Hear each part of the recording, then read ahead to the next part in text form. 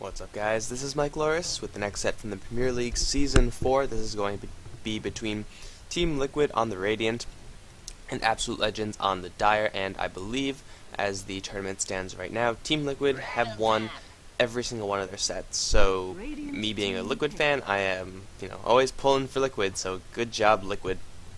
I hope they continue to show strong performances.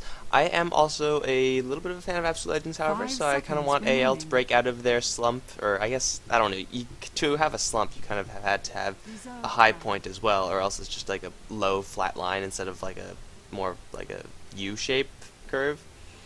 But either way, Absolute Legends have yet to win any of their sets, so either way, Team Liquid is not going to be affected too much by this as far as competitive standings are concerned. If they do lose, I think they'll drop down to the score of VP and Empire.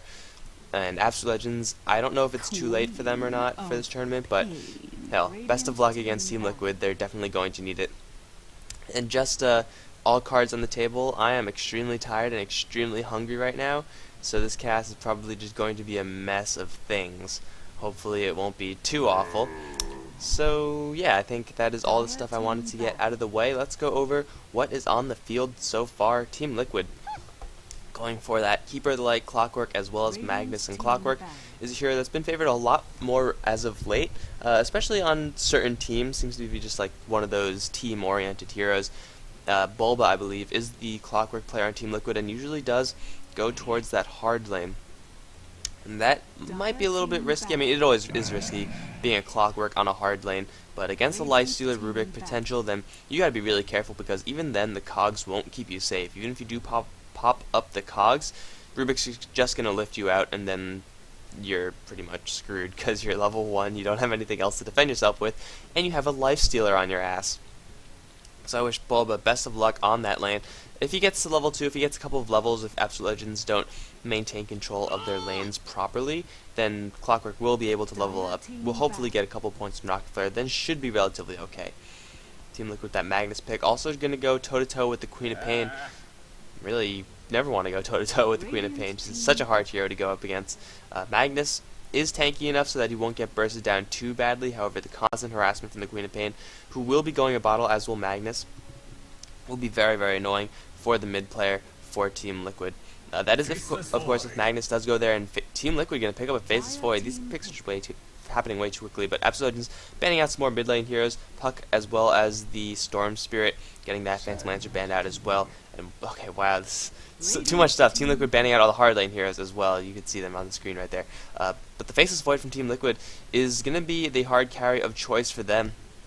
Faceless Void is actually pretty damn good against Lifestealer, because Lifestealer relies a lot on that rage to do his attacking, and if you pop the Chronosphere, then he can't attack and he won't be able to steal life, and if you bash him, that will go through rage, as will Chronosphere. So Faceless Void has two mechanisms of which to lock down the Lifestealer. They also do have the Magnus as well as the Clockwork in order to do that as well. So Lifestealer is not going to have the best time in this game. His magic immunity isn't really going to help him all that much. That being said, if the Faceless Void is unlucky with the backtracks or the bashes, then Lifestealer is just going to tear Faceless Void apart, because Faceless Void isn't exactly known for being the tanky sort. However, Faceless Void, if he does get lucky with the backtracks, he has a lot of things, very big things to dodge. If he dodges like a Sonic Wave, or even like a single Burrow Strike, then the Faceless Void is going to find himself with a lot more effective HP. But Absolute Legends going to go with their lineup of Rubik, Lifestealer, Sand as well as the Queen of Pain. Sand here we don't see all that often, being melee and having that long cooldown associated with his ultimate. However, partnered up with the Rubik and Lifestealer, it's a really solid combo right there. Rubik does have that play stun, so that Sand could close the distance and get his low level stun of Burrow Strike off. It has like, what, 300 range? Something really pathetic. 350 range on the level 1 spell. It's basically the width of this portrait right here, so it's really not a useful skill level 1 unless you have someone to set it up, and the Lifestealer does have that long range with the open wounds. Rubik does have the telekinesis, so they do have a substantial amount of lockdown so far. They do have, I would say, enough lockdown and burst combined to kill off the likes of the Faceless Void before he can, of course, time walk away. However, if they do go try versus try, it's going to be a Faceless Void with the Keeper of the Light as well as Jakiro, so a lot of range support for Team Liquid. They are going to be, however, very, very vulnerable. Absolute Legends have a lot of burst on their side, whereas Team Liquid, they have some pretty good magic damage as well. However, Faceless Void doesn't really offer that much in a tri-lane aside from possibly a slow if he decides to be really aggressive. And it's hard to kill him, yes, but he won't really add to the aggression that Life Stealer will add. Team Liquid do have a lot of burst magical damage. However, if they're playing defensively. Team Liquid's tri-lane, I would expect, would be a full defensive tri-lane. They don't want to go toe-to-toe with AL's tri-lane because really AL have more aggressive heroes. Keeper of the Light needs time to charge up that Illuminate of his Jakiro. It has that Ice Path, which is incredibly defensive in nature, unless you have a play stun, which Liquid do not. And all in all, if Absolute Legends go aggressive onto Team Liquid's tri-lane, then Team Liquid, they're not going to be able to retaliate with many kills. They'll be able to survive possibly, but other than that, it's looking really unlikely that that is going to happen. And AL going to pick up a Darkseer as their last pick. Got through all of this and the entire picking phase. I guess Liquid with the early Clockwork pick show that they don't really have any interest in going with the Darkseer, instead favoring that long-range initiation for the Clockwork. And Clockwork, has some decent synergy with the rest of Team Liquid's heroes. They just have, you gotta have someone to open up those fights, and if you can nail the Sand King, or if you can nail the Life Stealer with that hook shot, then that'll allow for easy follow-up initiation from Korok and from TC, or even an Ice Path from Jakiro to set simple things up. So the Darkseer from Absolute Legends is going to make their team fight absolutely massive, but then again, Team Liquid, their team fight is not to be trifled with either. Huge lockdown from both the Reverse Polarity as well as the Chronosphere. Substantial cooldowns associated with both of those Absolute Legends. Their Epicenter is a pretty high cooldown spell, but really Absolute Legends don't have to worry about their ultimates as much as Team Liquid, so it's up to Absolute Legends really to pick their fights in such a way that they catch Team Liquid off guard without their Chronosphere, without their Reverse Polarity. If that happens, then their Wall Sonic Wave Epicenter will be more than enough to bring down Liquid. However, if they catch Liquid with their ultimates, they have to face up against a Chronosphere, they have to face up against Reverse Polarity, and that means that several of your heroes are going to be on lockdown for a very, very long time. Let's get the important stuff up right here, right now. Bastion Announcer, of course, every single time. Let's go over who's going to be playing what. Absolute Legends heading towards the top lane. It is going to be Unicorn, hard carrying that Life Stealer, being supported by both Ryze and Miracle, playing the Rubik and Sand King. Miguel is going to be solo midding that Queen of Pain as expected, and Mania on the bot lane already has a Soul Ring recipe. Got some restoratives funneled to him, so he's going to go straight for the Soul Ring. He needs that to survive against this tri-lane to punish Korok, who's going to be hard laning, safe laning this Faceless Void, the hard carry. Send some Ion Shells down. He is not going to have the best time in the world. However, until that happens, until the Soul Ring does come up, it's going to be IX Mike on the Keeper of the Light and Fluff and Stuff on the Jakiro, just forcing back that Darkseer. So Darkseer probably isn't going to get all that much in the lane, being up against so much magical burst damage. He is tanky, yes, but he is not nearly tanky enough. Mid lane, it is going to be Liquid's TC playing that Magnus, Bulba heading up towards the top lane. Something we see from Liquid a lot is that they switch up who plays the mid lane and who plays the hard carry. Away we go. In the last 2 sets, I believe, it's been Korok in the solo mid role playing the Puck, I believe. However, I guess TC is just more comfortable with Magnus, so Team Liquid, it's really hard to predict who's going to be playing what, because sometimes you see TC carrying, sometimes you see Korok carrying, and both of those players are more than capable of carrying.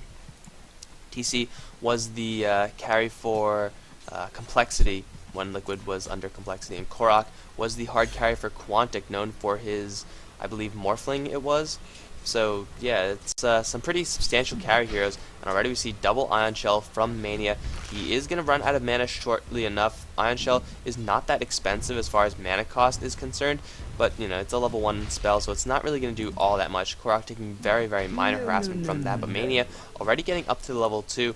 IX Mike was forced off the lane just because if he drew the aggro from those Ion Shells, he would have been in a world of hurt.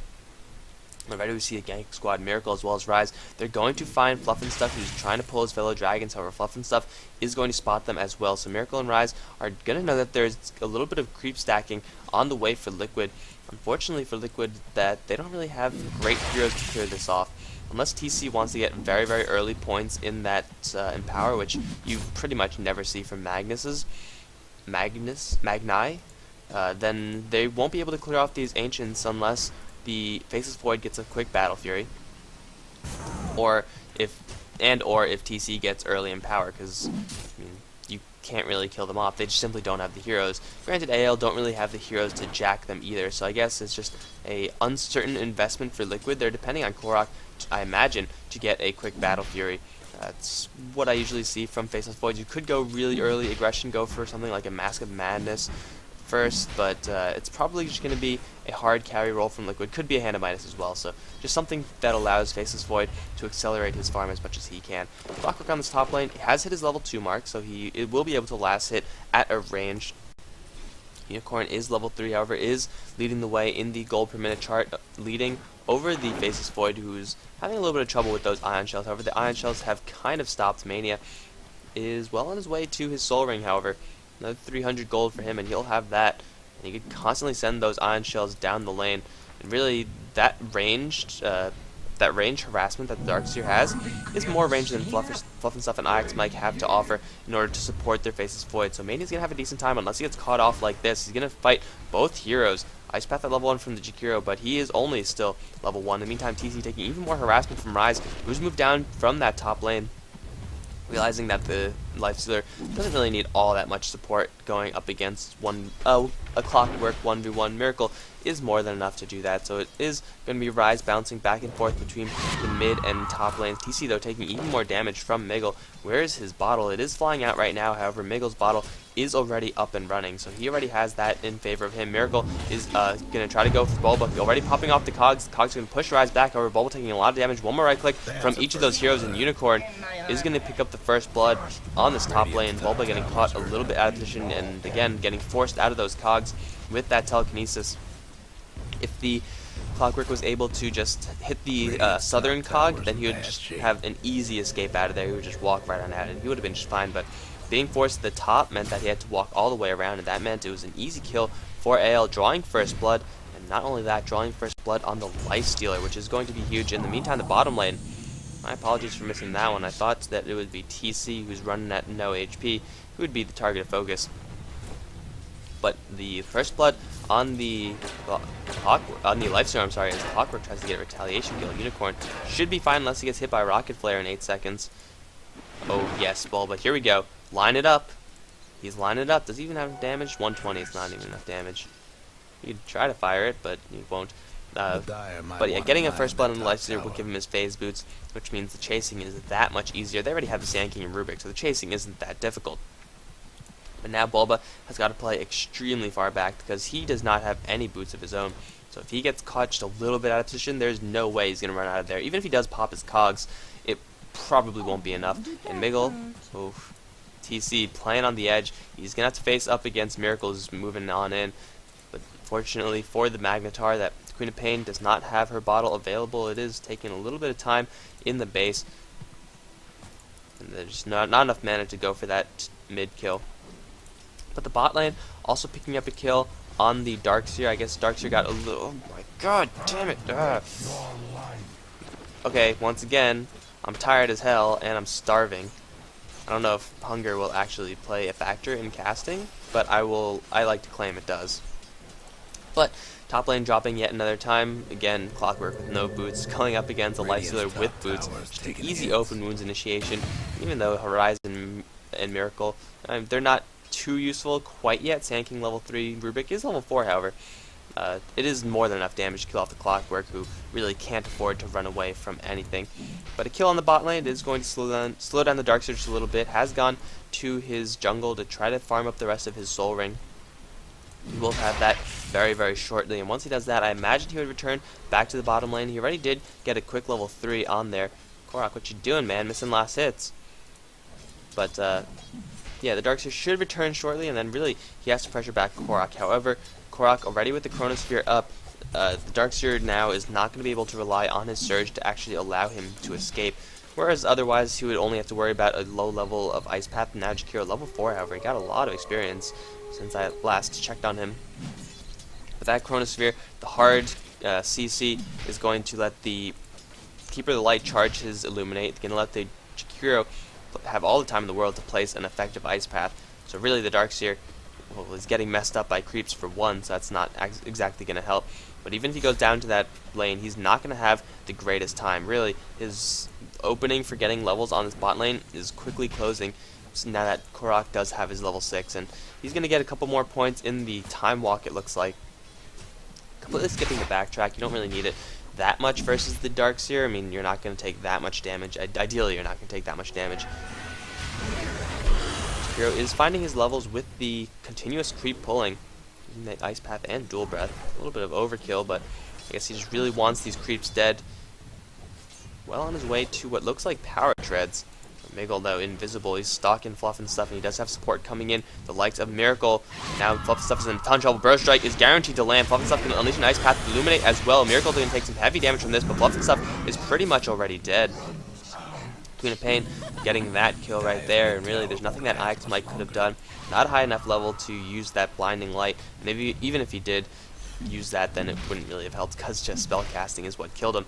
Korok also didn't rotate in for that one. Probably could have gotten a decent Chronosphere off. However, level 2 on that time walk and just the distance that he was away from that camp meant that he probably wasn't able to do that. Ion Shells are now up, which is going to push the wave for Korok. Against Korok.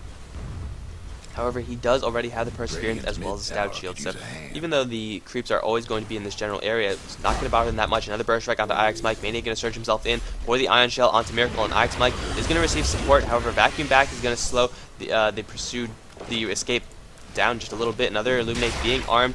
Shockwave going to fly. Miracle narrowly dodging that one. However, Miracle is going to get secured back. Ice Path as well. Tanking is going to die. Good support coming in from the Magnus, who's rotated down from that mid lane. Korok's gonna jump in for a Chronosphere possibly. However, no. Levitate, gonna lift him back and not even gonna try to put him on the edge. You can't actually do that anymore on this ledge. But Korok not burning his Chronosphere for that, even though everyone from Liquid was nearby. Burst Polarity was up at the Magnus, Fluff and Stuff, not much health, but really you don't have to worry about your health too much when you have 3 people caught in a Chronosphere. Korok, I guess, just not looking to make those, not looking to burn his ultimate, really wants it. Possibly in a defensive fashion. I feel like he should have burned it, because he had 3 clumped up, and those were 3 easy heroes that, or at least 2, that they could have picked off. Maybe he just wants to save it for the Darkseer, because they do still have Fluff and Mike on the sidelines. Illuminate should be charging up shortly, although Mania has spotted out. There is the blink forward, and the Illuminate, Dual Breath. Mania is going to get blasted by the Keeper of the Light.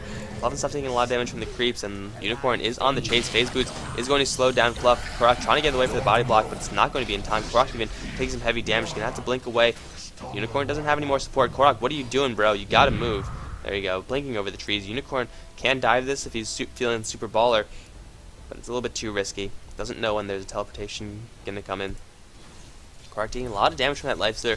As I said before, those early Phase Boots really helping out, and he's going to go for an early Armlet on top of that, whereas Korok, he's going to go for more of a farm-oriented build. There's another Ice Path onto Unicorn. Korok is going to blink out and out of there. Take a salve as well. Unicorn being very aggressive against his low health Faceless Void. However, Unicorn has got to be careful now that Fluff and Stuff has returned. He does have that level 3 Ice Path, which if he can catch Lifestealer without that Rage active, that could be the death of the Lifestealer. However, Korok, you really can't afford to go toe-to-toe with the Lifestealer like this. You're not going to win that fight with 3 points in the Feast, as well as the Phase Boots, whereas Korok has no items at all that give him extra damage. I guess you get 10 damage from Perseverance. Big whoop. But now with the Darkseer and Unicorn on this lane, it's going to be very, very difficult for Liquid unless they get their reverse polarity up, which TC does have. If he skewers in, he's going to go for it. Skewer in, going to catch Unicorn. Reverse polarity instantly. Unicorn does have that Rage active. However, Korok getting a lucky bash. Is there any follow-up? The Illuminate is going to fly as well as the Ice Path, but they both miss or fail to do enough damage.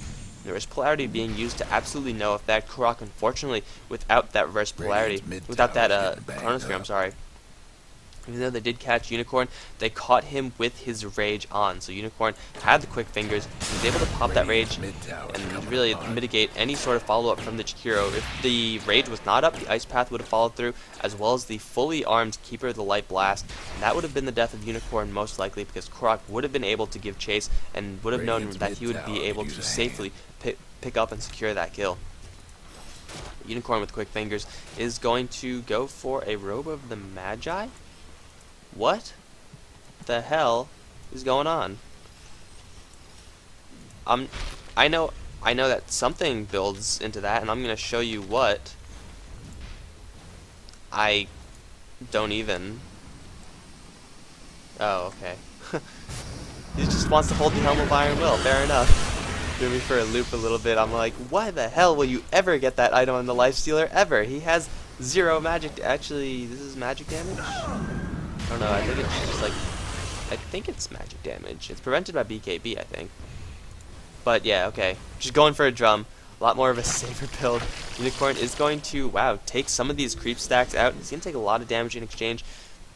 He's just doing a pretty effective job in creep jacking Team Liquid, and they really don't have any idea what's going on. Bulba is around, but they don't know where the enemies are, and even if they do engage, Miracle and Rise are smoked up and waiting to back Unicorn up, as well as Mania. Bulba is now going to spot them out. Ice Path is not going to hit on anything. Bulba's going to pop off his Battery Assault. However, Unicorn has already popped off his Rage, and he should be just fine to do right click damage to Bulba. Burst Strike in onto that Clockwork Goblin. There it is. Macro Fire as well as Chronosphere doing heavy damage to Unicorn. Ice Path can follow up as well. The Lifestealer is going to die. Miracle on the run as well. He's also going to follow. That is going to be a 2-for-1 trade for Liquid, picking off the Lifestealer. A huge pickup right there. I don't know where the rest of AL went. Rubik as well as Miggle kind of were in the area, but didn't really help out. So not sure what happened there, but beautiful combination from Team Liquid using their Chronosphere, using their Macropyre, which Macropyre known to be a very unreliable spell. However, if you keep them in the fire for the duration, or for even a little bit of the duration, then that is a lot of pain. You saw it on that Lifestealer. He just completely crumbled to that damage. And there's the team fight potential from Liquid. I think they did not have the Rush Polarity, or even if they did, they didn't decide to use it. So their team fight can be even stronger. However, AL kind of caught without their Epicenter. It is up, however, it was not used. Sand King even not going for a single point in Sandstorm, going for 2 points in stats. This is a very, very old Sand King build. Back when Sandstorm was completely useless and no one even got it. It would be stats and Burrow Strike all day long. However, skipping the Sandstorm entirely, I guess that he doesn't really feel that secure in using it, just because there's so many AoE spells that could come out from the enemy team. However, it's always good to have a little bit of visibility. Meantime, mid lane has been dropped. Rise as well as Miggle taking down the tier 1 tower. Looks like Miggle is heading straight towards his Orchid. Gotta get that silence on the Faceless Void. Burrow Strike and Levitate as well as silence is more than enough to kill off that Void, even if he does get a ton of lucky backtracks, and really he only has 10% chance of doing so. So it's pretty much a reliable counter versus the Faceless Void, especially if you slow him down. You saw how much Unicorn did versus Faceless Void before. Faceless Void is well on his way to his Battle Fury, although kind of slowed down. These Ion Shells is hurting him a little bit as far as his farm is concerned. Not having the best time, even though he does have 4 assists. And of course, the Queen of Pain picks off someone while I'm not looking. Miracle as well as Miggle teaming up to kill the Clockwork, who I don't think I've seen die a single time except for maybe over here. There's not on the ball right now. But again, tired and hungry. These are not the proper conditions. I should unionize. Oh, we see another gank. Rise and Unicorn. Oh, just barely skipping out in TC. He's now going to spot them. He's got to skewer away immediately, but instant telekinesis. Rise canceling that skewer straight off, and now skewer picked up by Rubik. Not the most reliable spell to pick up because you kind of don't want to be skewering in as Rubik. However, that is another form of crowd control that Rubik has now picked up. Top lane Miggle going to blink straight forward for Fluff, and that's a lot of damage. He doesn't have his ultimate. Fluff is going to receive teleportation support. Ice Path going to fly, trying to catch the Sand King, not going to land. Bulba with that hook shot is available. Does he want to go for Miggle? It's kind of going to be a little bit risky. He's going to close the distance for Rocket Flare, looking for a tower deny. He's going to get it as well. Miggle trapped within the cogs is going to be dropped down by the Macropyre. Huge damage there. Bulba doesn't have any more mana, however, for his hook shot. Needs another 30 mana to do so. There it is. No, 5 mana. The Siege Catapult constantly slowing that down. Hookshot, is he going to land? Looking for cogs? No, didn't go for the hookshot. But Miracle, with enough mana and the cooldown, available to Burrow Strike out, not going to be enough. Flare knows no prisoners. Sand King, as well as Queen of Pain, going to drop, as well as the Tower Denial. Beautifully played by both Fluff and Bulba. That Ice Path holding Queen of Pain from getting that last hit. And then Bulba, of course, with the last hit of his own, getting that tower denied. Liquid, with their 7 to 8 down, they're going to lose yet another tower. They have managed to secure a tower deny, but unfortunately for Liquid, they have yet to take a tower of their own. They really don't have that much pushing power. It's really, on Liquid, all about buying time for this Faceless Void. The gold is dipping in favor of AL, as is the experience. Wow, lazy much, Korra? Come on. Clean up your food. Finish the plate.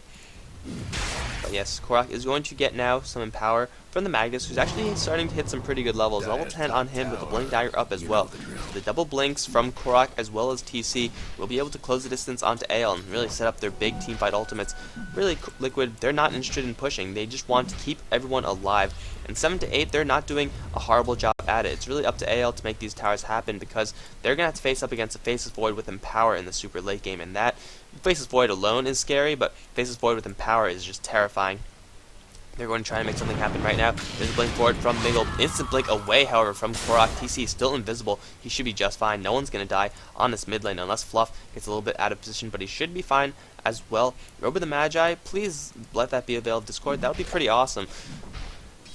Pretty good synergy on Jakiro. However, I don't know if that's necessarily an item you want to rush.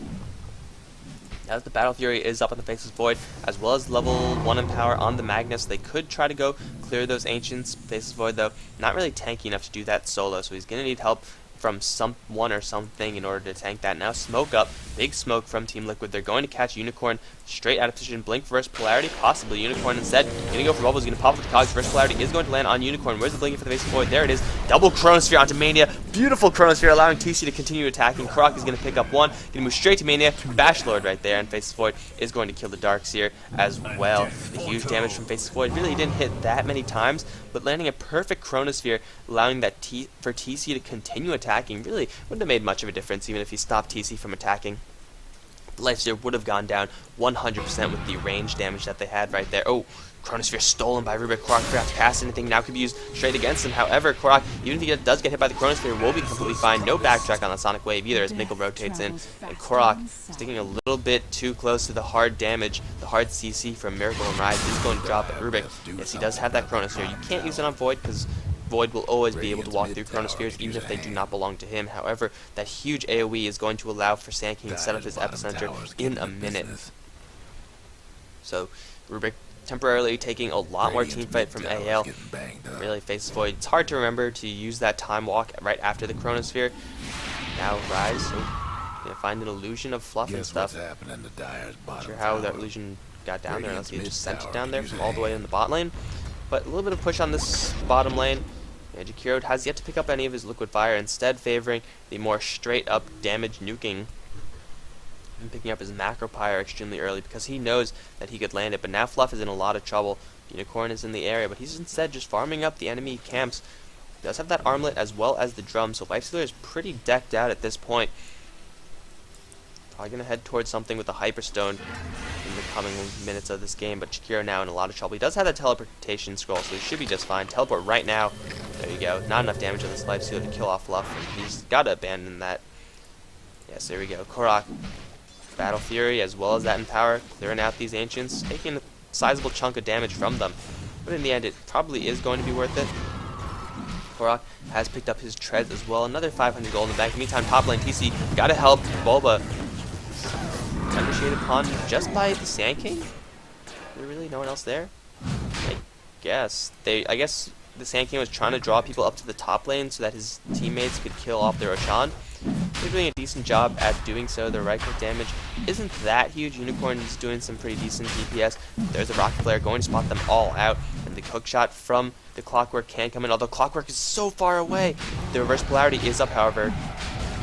Stuff going to get the Ice Path. Korok going to go for the Chronosphere, is going to land it, and the Aegis still on the deck. Korok is going to no, he snatched it. He got it. Korok jacked the Aegis. Now let's skewer forward. First Polarity going to kill off the Lifestealer as well. Ice Path onto Miguel as he tries to escape. He's going to die as well.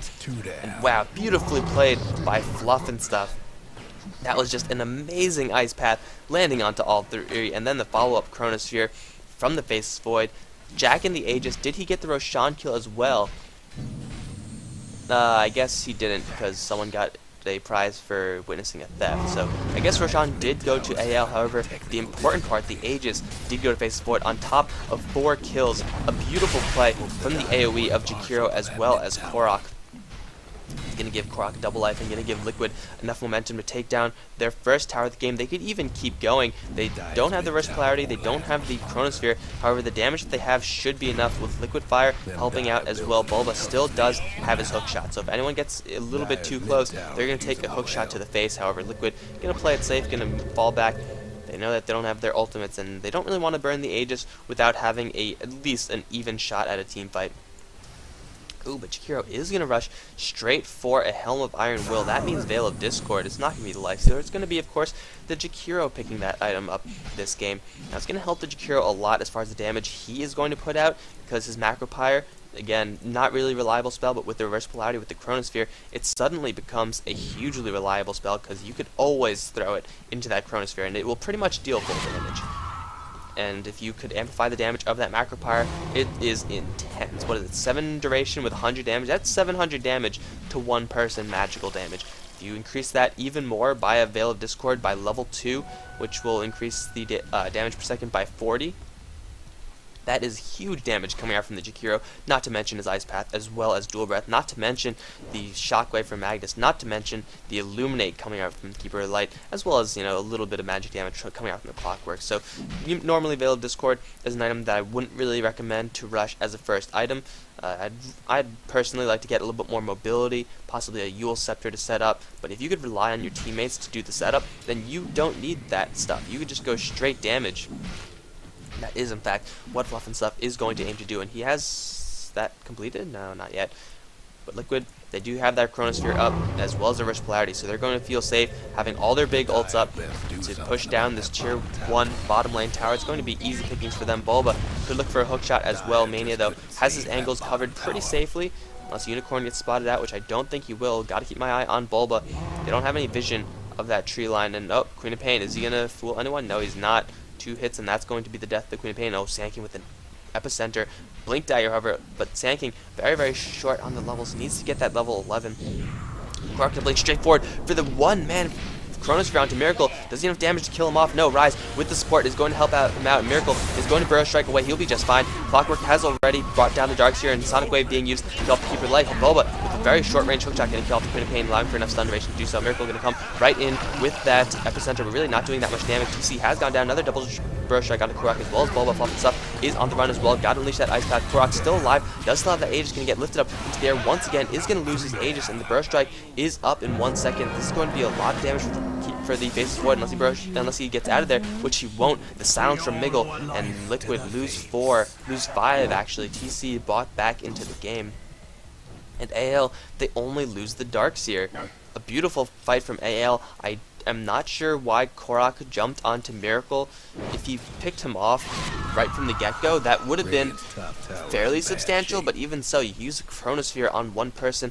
Reverse Polarity was used as well. I did not catch where that was actually used, but whoever got caught in it, it really didn't matter that much, because only Darkseer died. Darkseer is still the tankiest hero on Absolute Legend, so AL, after losing that Aegis, they're going to respond in kind with a really stellar team fight, picking out 6 from Liquid. Killed off everyone once, killed off the Faceless Void twice. Faceless Void was holding on to a large chunk of unreliable gold as well. 3,900 gold in the bank, going to straight up buy a BKB. He really, really needs this against the Telekinesis, as well as the Burrow Strike, and now on top of that, he's got to worry about the Orchid from the Queen of Pain as well. So, forcing the Faceless Void to go for defensive items, always something that's great to do if you could pull it off, and that is exactly what AL have done. Granted that, BKB isn't necessarily a bad item on Faceless Void, but if you're in a Chronosphere, you're not going to be taking any damage, so you don't want to be buying those defensive items. Miggle, though, in a lot of trouble. He's going to blink out as soon as he sees Korok. There's a blink forward for Reverse Polarity. Miggle's going to get caught. Time walk, Chronosphere only. This time catching TC, but the double Burrow Strike is not going to save him. And now Miracle is standing in the Macro Pyre. You do not want to be there. Vacuum is not going to be there to save his Sand King. Miracle, as well as Miggle, as hook shot in. Clockwork is going to go straight for Bulba. Going to go toe-to-toe. Shockwave going to fly through, and Bulba just holding him there. Going to, just barely hit him with the Ice Path, and Bulba, with the Battery Assault maxed out, going to get himself a double kill with some very aggressive play. Once again, I gotta say, Fluff and Stuff has been on point this entire game. Landing those Ice Paths from maximum range, something that's fairly difficult considering how long it takes for the spell to come out. You gotta account for enemy movement and really how long range your spell is, but with that Macro Pyre as well, roasting that Sand King alive, didn't stand a chance.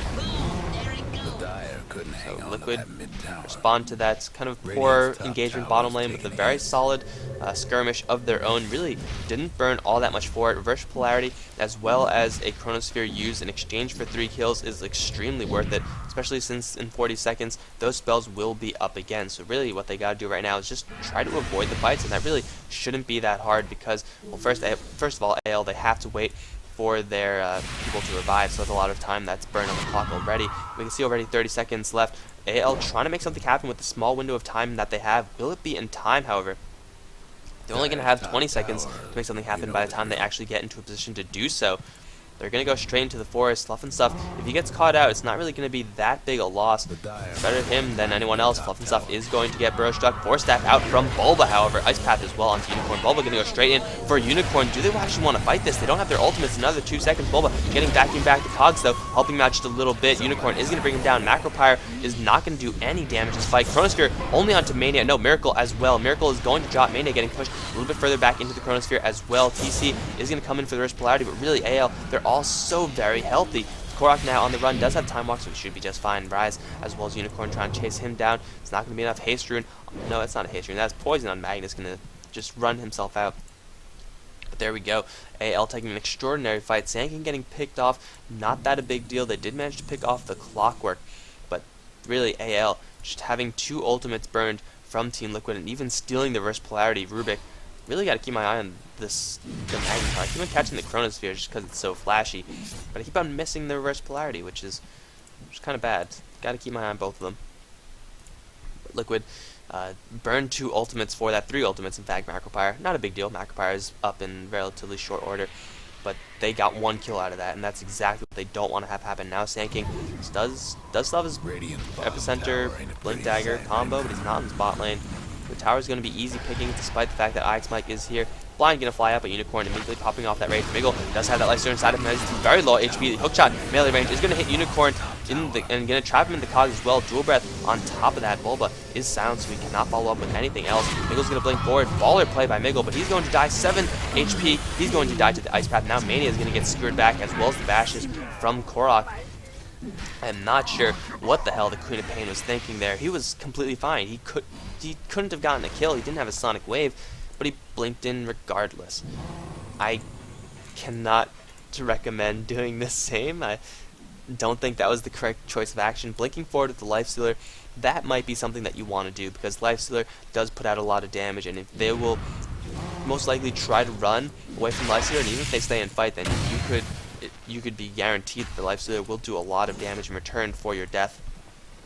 However, going in after the Lifestealer is already gone, no, I wouldn't recommend it as much. Bulba, does he have his hookshot? Yes, he does. So if they spot Miracle for just a second, hookshot will fly out. You can see Bulba already in position to do so. There's a Rocket Flare. Has he caught sight of Miracle?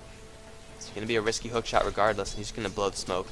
He's already revealed his positioning. Fluff and Stuff, as well as Korok, though, on the sidelines, looking for whoever they could find. Miracle is in range for that Blink Dagger Epicenter, however.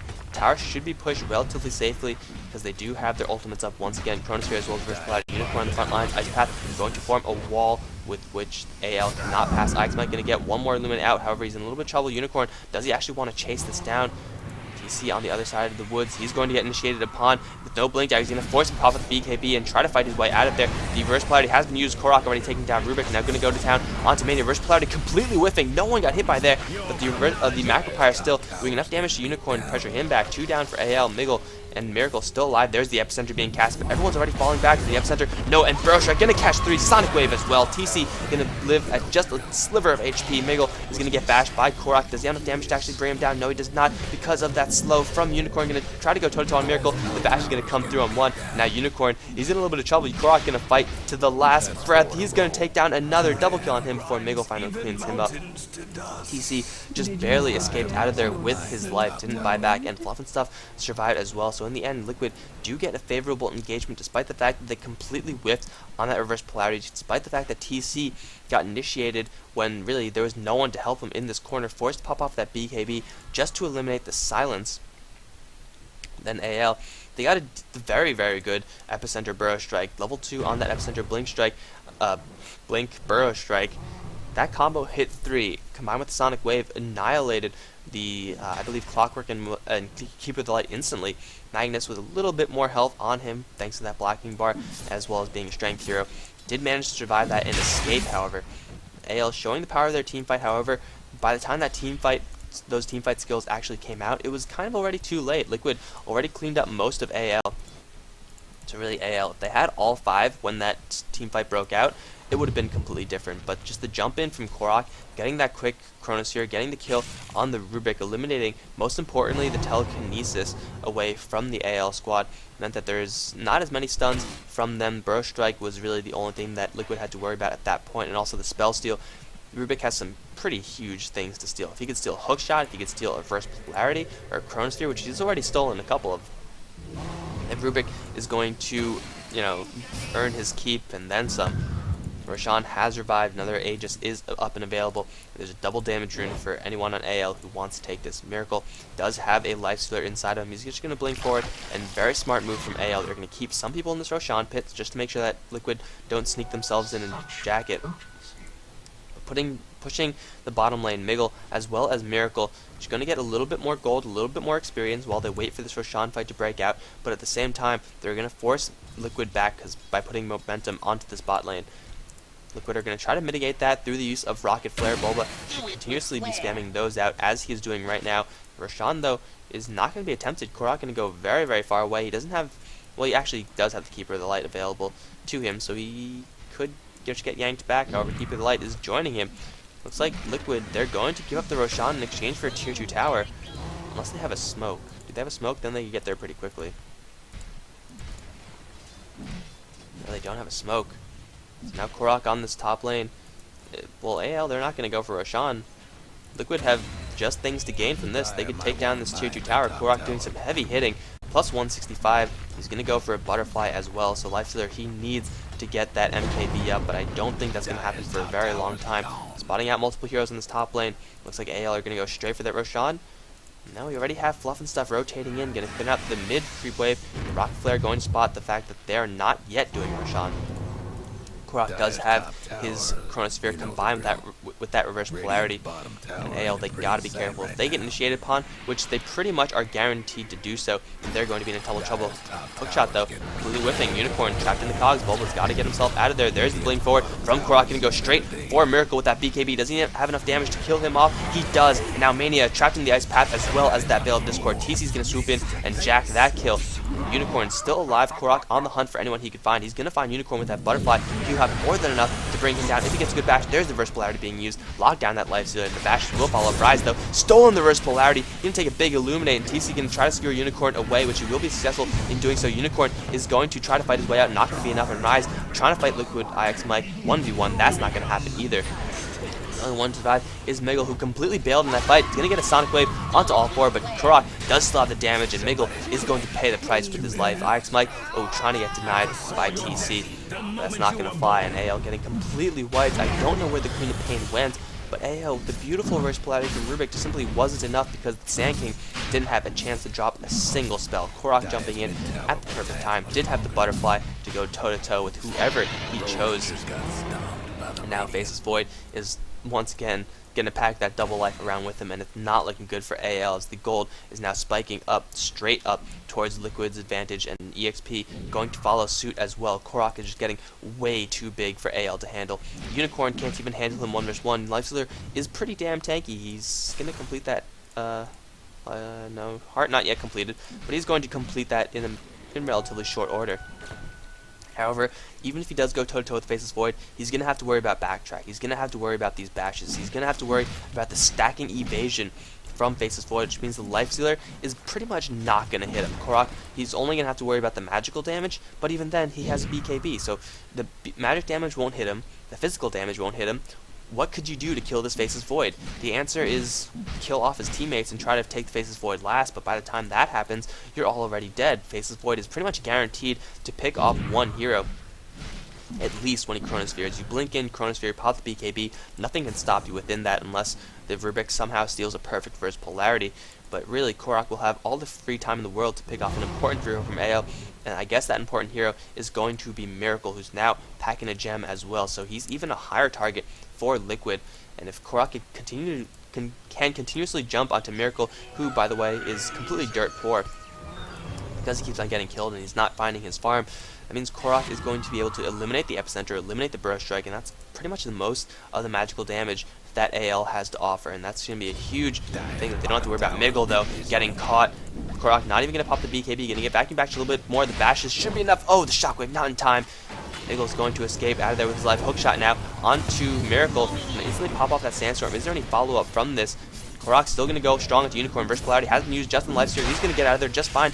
Investing into Mania, Korok as well as TC can't get anything done. Just letting everyone get away with just a sliver of HP. Miracle is also going to get out of there just fine. No, Rise. Not sure what he was still doing there, but he's going to be the only one picked off. But you know what? It could have been a lot worse, because TC burned his Burst Polarity, Korok burned his Chronosphere, and Unicorn got out with just a sliver of HP. What more could you ask for? However, they're still going to have to worry about a hook shot from Bulba in 15 seconds. Macro Pyre is up on the Jakiro as well with the Veil of Discord. So AL, they still are under a lot of pressure. However, Sand King now does have the time to set up. If he can get a good Epicenter blink, then really Korok going to be really quick on that Black King bar, which he doesn't even have active. He's going to have to use his Aegis if he gets caught by that.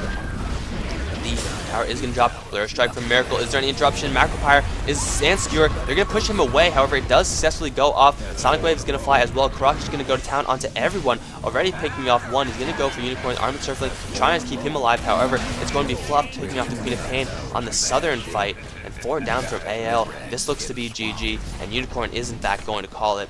Well played by Liquid, using their giant teamfight ultimates to gain an advantage in every single fight bar one.